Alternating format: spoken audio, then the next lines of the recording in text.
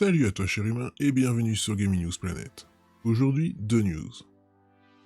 Saints Row the Third Remaster est offert sur l'Epic Games Store jusqu'au 2 septembre. eFootball, fonctionnalité PS5 en phase sur le 1 contre 1, Konami fait le point.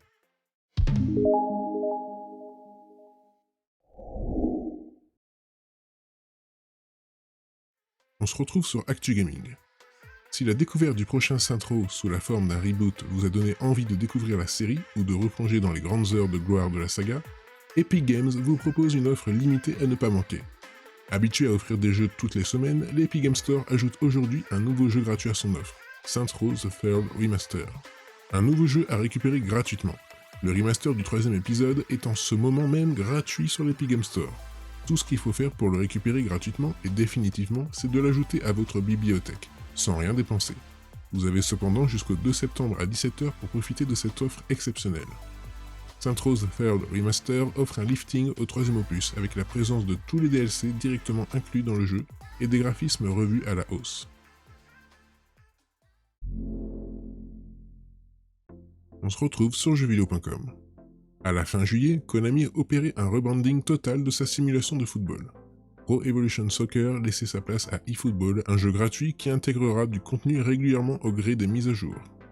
Outre ce changement de modèle économique, eFootball comporte aussi des nouveautés dans le jeu, qui ont été explicitées par Konami aujourd'hui. L'éditeur japonais a profité de la Gamescom 2021 pour publier une nouvelle vidéo de 6 minutes, décortiquant les fonctionnalités à venir pour eFootball. Déjà abordées le mois dernier, ces nouveautés concernent majoritairement le 1 contre 1 en match ainsi que des ajouts pour les tirs et les passes. Le 1 contre 1 au cœur du gameplay. Plusieurs ajouts de Konami dans eFootball laissent à penser que l'éditeur veut mettre l'emphase sur ces duels. Tout d'abord, il explique que les joueurs pourront contrôler la force de frappe et déterminer la vitesse du dribble. D'un simple coup jusqu'à un dash complet. Une fonctionnalité qui tire parti des retours haptiques et des gâchettes adaptatives de la DualSense, la manette de la PS5. Des duels modernisés grâce à la technologie de motion matching, celle-ci évalue en temps réel le ballon, la rapidité du mouvement, la direction du corps, la capacité physique et d'autres paramètres qui affectent le mouvement de chaque joueur. Enfin, le joueur pourra voler le ballon en anticipant les tirs et passes adverses. Mais pas seulement. Pour autant, Konami promet de ne pas laisser l'aspect collectif du football. L'éditeur indique avoir repensé l'intelligence artificielle qui accompagne le joueur et doit lui offrir une plus grande liberté dans le choix de son style de jeu. Outre les améliorations précédemment évoquées, Konami évoque d'autres ajustements pour eFootball. Des coups spéciaux seront ajoutés plus tard au jeu, comme des passes tranchantes pour centrer, des passes lobées rapides ou des tirs ascendants. Par ailleurs, un nouveau plan de caméra appuyé duel mettra l'accent sur les 1 contre 1 en zoomant sur le joueur. Enfin, un système de feinte corporelle a été intégré.